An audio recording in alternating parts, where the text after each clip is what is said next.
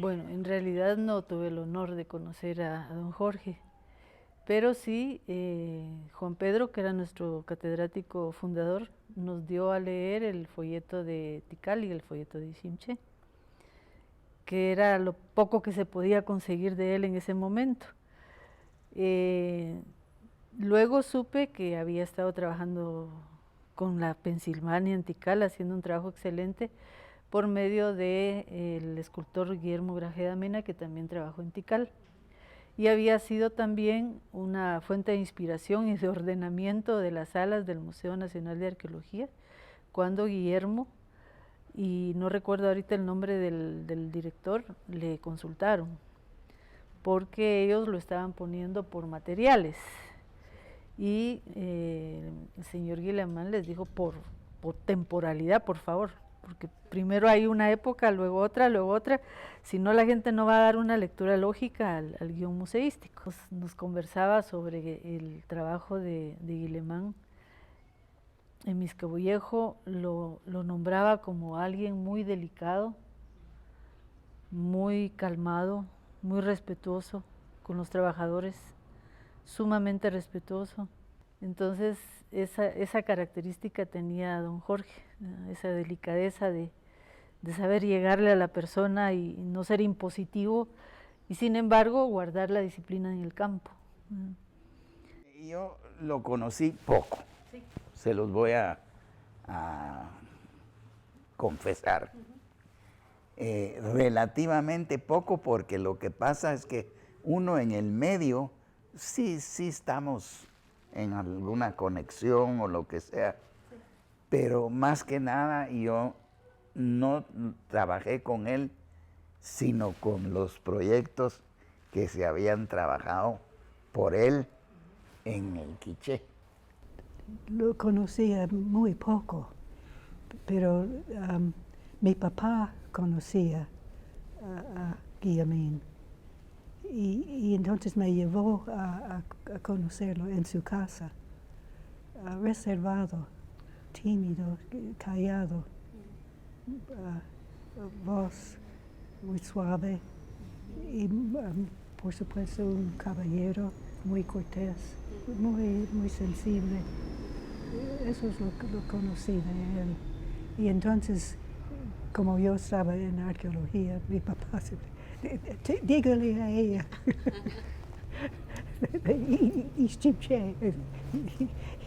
Y entonces él habló de un poco de sus experiencias, que no me acuerdo ahora. Y al preguntarle una vez, creo que fue Zoila, qué estaba haciendo en Guatemala, entonces él le dijo que buscando la vida siempre le había atraído lo antiguo, y qué mejor que la arqueología, para entrar directo al corazón de lo antiguo.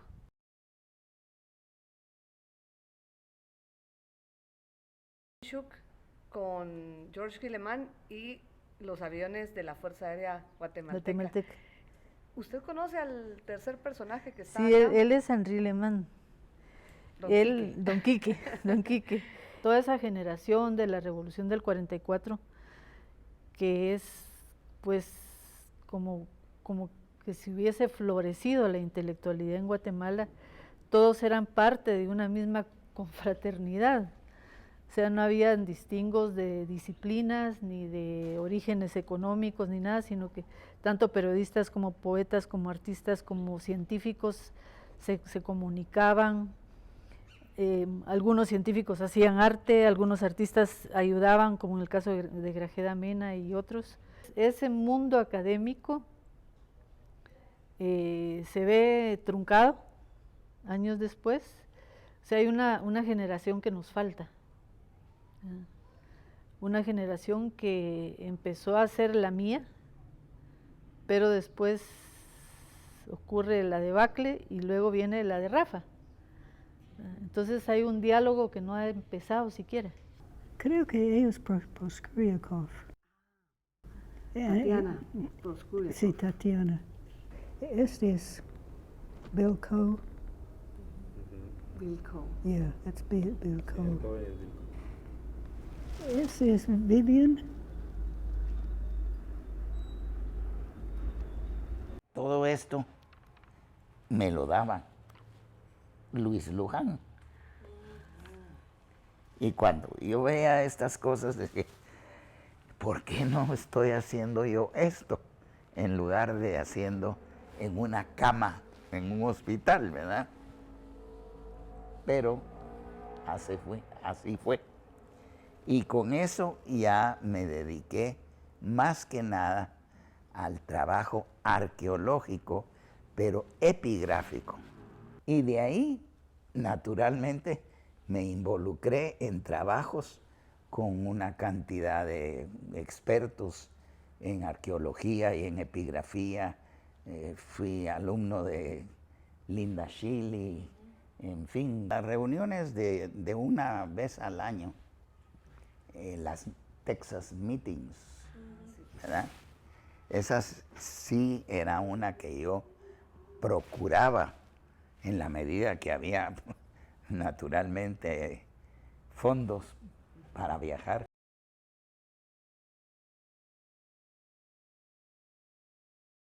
Don Antonio Villacorta era un arqueólogo que estuvo trabajando en Teotihuacán también y que vino a hacer arqueología aquí con Gamio, un poco desde los 20, 30. Luego,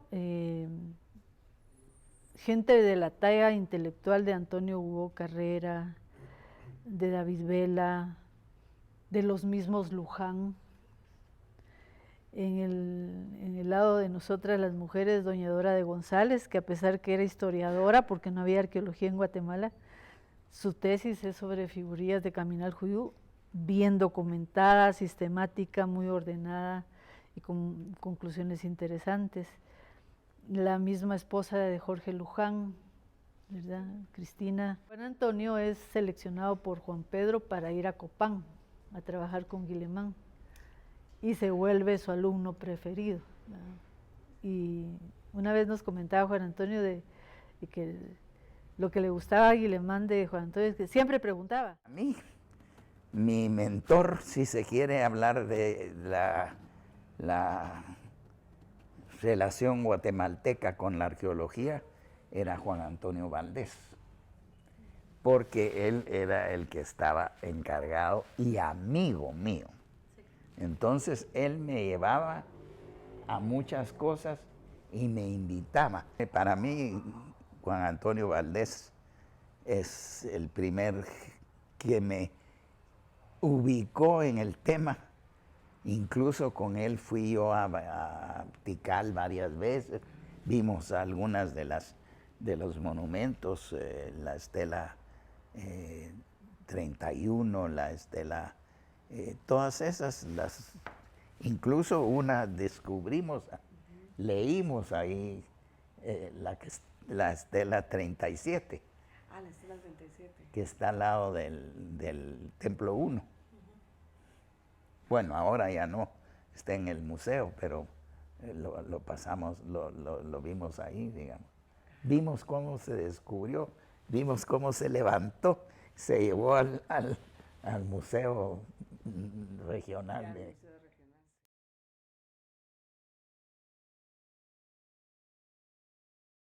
Cuando ya se divide el departamento de historia y se convierte en la escuela de historia, viene Juan Pedro con todo el impulso, ¿verdad? Recién graduado, con deseos de hacer algo realmente por Guatemala, qué mejor que crear la carrera de historia, y tiene la bienvenida de don Julio Galicia, que va a ser el primer director, pero el gran problema es que no teníamos maestros. Me parece que don Jorge Guillemán ya había muerto, estamos hablando del 74, 75. El señor Villacorta pues también, no quería, Juan Pedro no quería a ninguno de la Academia de Geografía e Historia. Nosotros tuvimos de profesor a don Daniel Contreras, a doña Dora, a Luis Luján, venía Navarrete y le caíamos, sí. Venía John también, Charlotte también, bueno, Teníamos una cantidad de maestros de primer nivel. Antonio viene de la ENA con un primer enfoque de arqueología social latinoamericana. Ya estaba Bate en México, ya había escrito Lumbrera sus cosas y el primer valladar que encuentra es la dirección de la escuela, ¿no? A partir de ese momento la carrera se convierte en una carrera sumamente técnica, con muy poca mirada hacia lo social, hacia el otro, a la que le sirve perfectamente de pretexto el conflicto armado interno para no trabajar en tierras altas, y todo se va al Petén. En aquel tiempo, eso fue 70,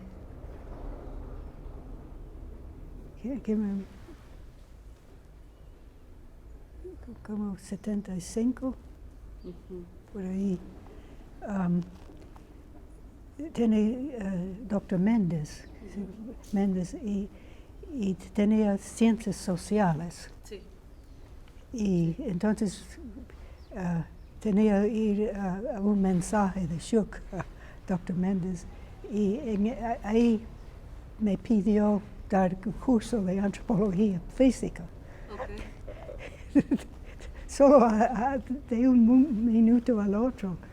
Entonces ahí empecé dando cursos de antropología física, pero eran ciencias sociales. Y después Dr. Bordermans vino más o menos en ese tiempo también, y él daba cursos de antropología, yo daba cursos en arqueología, y había Méndez dio sociología, y Dr. McVeigh era el director, y decidieron que debe tener programas, departamentos, y cuando ahí estaban los profesores antropología, entonces Méndez dijo, bueno, usted va a ser departamento de arqueología, Bordermans de antropología, y entonces había salido de Berkeley 75, mi título. Pero yo vine con un paquete de todo el programa de arqueología de Berkeley. Entonces, tenemos que tener antropología, tenemos que arqueología, tiene que tener etnohistoria, todos los cursos. Y empezó el pensum y con Dr. Méndez y con McVeigh. Yo tengo mucho respeto con McVeigh y Méndez también. Sí, Berkeley dio los tools, las herramientas para pensar, buscar la verdad, pero de aprender era de Schuch, era cómo analizar cerámica, y leyendo también y a otras personas. Pero de todo lo que hace es de su experiencia. Y eso la universidad no puede. Contribución de la universidad es la bibliografía, que todos quienes han trabajado algo, por ejemplo, estudios arquitectónicos, especialistas que vienen a explicar. Creo que en esa época había muy poco entrenamiento formal en la universidad. Tomó probablemente en las universidades la bibliografía que tenía, que no era mucho.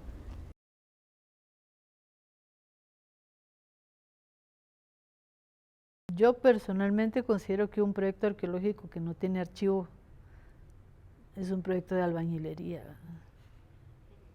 El archivo, la fuente documental, es el corazón palpitante de esa investigación. Los materiales nos van a hablar, el contexto, los espacios, pero es el archivo el que le pone la carne a eso, ¿verdad? Y por eso es tan fundamental el trabajo de ustedes. Yo soy feliz cuando encuentro cosas de archivo, ¿eh? Y no es simplemente porque he estudiado historia, es que eso es lo que va a sustentar la investigación. Y eso es lamentable, por ejemplo, en tierras bajas, que cuesta mucho encontrar información, pero en el altiplano ahí están los documentos.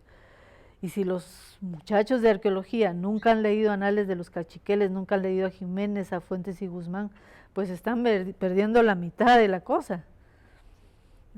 Porque entonces sus trabajos son pobres, no logran establecer vinculaciones, no logran enriquecer los resultados o las conclusiones. Primero es que la importancia de referencias y usar de dónde están información. Veo que no leen porque tienen computadoras y tienen Google y no leen, y menos archivos. Eso es el archivo de San Marcos, un pueblo. Hay archivos, una mina de información que hay, pero hay que verlos. Hay arqueología de biblioteca. Por ejemplo, Matilde hizo su tesis bibliográfica, solo revisando archivos y bibliográficos, todo está con un tema, y sacar toda la información de diferentes fuentes, etnográfica también. Pero puede ser arqueología solo usando bibliotecas y archivos, y muy, muy necesario. Si no tiene control de bibliografía, no puede ser buen arqueólogo. Mire, yo he dado clase en la del Valle, en la San Carlos, en varios lugares de ese tipo. Y me sorprende y me da lástima que no encuentro un público estudiantil que se involucre en aprender epigrafía. Porque si no tienen historia, y la historia está escrita y ahí en todos los monumentos, ¿para qué van a Tikal, dígame?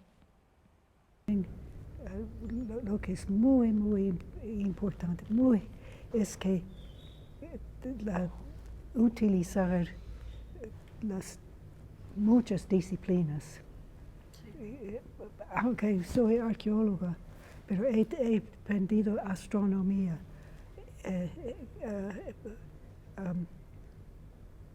Antropología también. Antropología, pero eso fue en mi educación. Pero de extras, ingeniería hidráulica, por ingenieros, y